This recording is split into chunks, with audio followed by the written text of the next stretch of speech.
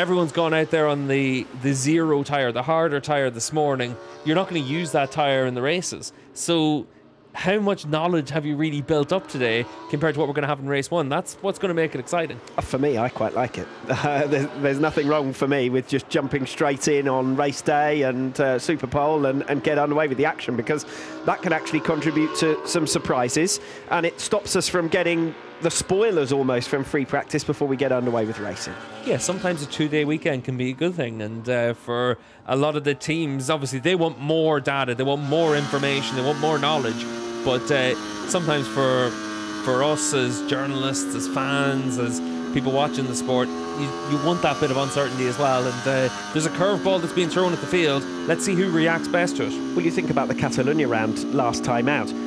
If we were in a situation where, we obviously over free practice we started to gain an understanding of how strongly Toprak was going, but imagine if we'd just opened with Super Pole and Toprak pole and then goes on to win race one. What a spectacular surprise that would have been, because to all intents and purposes that was a shock result.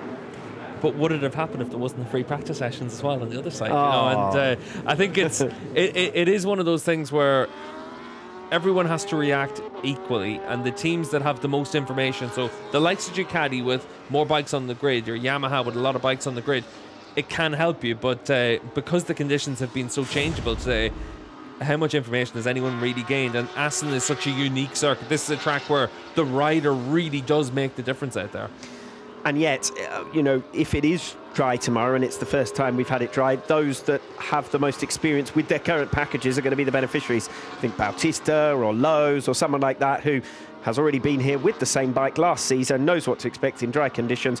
They're going to have it easier to get up to speed, you would expect, than someone who is now on a new bike trying to find their way around this circuit. So what you're saying is the home crowd could have something a bit special this weekend for Michael van der Mark. Who knows? But you wouldn't rule it out, would you? A podium at least for Michael van der Mark this weekend. He was close enough, just battling for fourth position in Catalonia. Yeah, exactly. Van der Mark is a rider that at home has always been able to make a step. He's a really good rider, a very underrated rider in a lot of ways, but he's had so many injuries over the last few years that he hasn't been able to show what he can do in the BMW. But he did win a race on the BMW. Think back to Portimao a few years ago in changeable conditions. He was the one that was brave in the Super Pole race, and he was able to get the rewards for it. Van der Mark, he's had a good start to the year.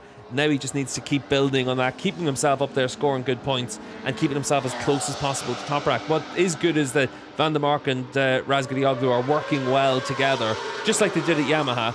And I think that for Van der Mark now in particular, he knows there's a different dynamic than whenever Toprak joined him at Yamaha back in 2020. Everyone knows what Toprak's level is now, and Van der Mark is there to complement it as much as anything else. And to give Van der Mark his due, at the moment, as far as the power balance between the BMWs is concerned, the gap is, there's a little bit of a gap to Toprak, but the gap is behind Michael van der Mark to the next BMW. It's not so much the gap behind Toprak to all of the others. Van der Mark himself has gapped the rest. Yeah, it's up to the Bonovo bikes of Scott Redding and Garrett Gerloff to close that gap up to Michael van der Mark. But if you think back to the start of last season, the opening 2 rounds of the year, Van der Mark was the pace-setting BMW rider. He was the guy that all the way through the winter was leading that team in the development path. And then once he had Assen, obviously the big crash here last year, Scott Redding had been outperforming up to that point in the weekend anyway. But from that crash onwards, it then became a lot more difficult to really pick out who was going to be that top BMW rider one week to the next. Yes, you wonder, don't you? Because, Michael van der Mark has spent the last couple of seasons saying this bike isn't that bad. It just needs a little bit here and there. We need to push harder. We need to do this. We need to do that. And it feels like now he's got a teammate alongside him who wants to go in the same direction. And both riders should benefit from that, not just Toprak. Yeah, I think so. And I think that for van der Mark, he can fit that bill as being the 1B rider, because he's obviously a world champion in the super sport class, multiple race winner, 3rd in the World Superbike Championship in the past. He's a real top class rider, but BMW also know that there's a reason Toprak's been paid what he's being paid versus van der Mark. So for van der Mark, it is about being able to put yourself into position to have your really good results, but make sure that you're that second BMW rider all the way through the season, and sometimes you're going to pick the pocket of Toprak as well and be the top guy. I love that from Steve English, team principal. Am I the #1 rider in my team, Steve? You're the 1B rider. Yeah, I'm the 1B like commentator, Alex. That's oh, no, not at all. Just seconds away now from the checkered flag falling in free practice 2. Sam Lowe's making his way to the line. P7 in this session for him. No times improving later on, obviously, in these wet conditions. Just an exploratory expedition, really, for the riders to get an understanding of the track conditions in the final moments of FP2. Well, goodness me, let's wrap this up, shall we? Alvaro Bautista P1, Toprak Razgatlioglu P2, Remy Gardner P3. You can see Jonathan Rea coming through here now at the end of the lap as well, and for Rea on course for 143, 144 maybe here.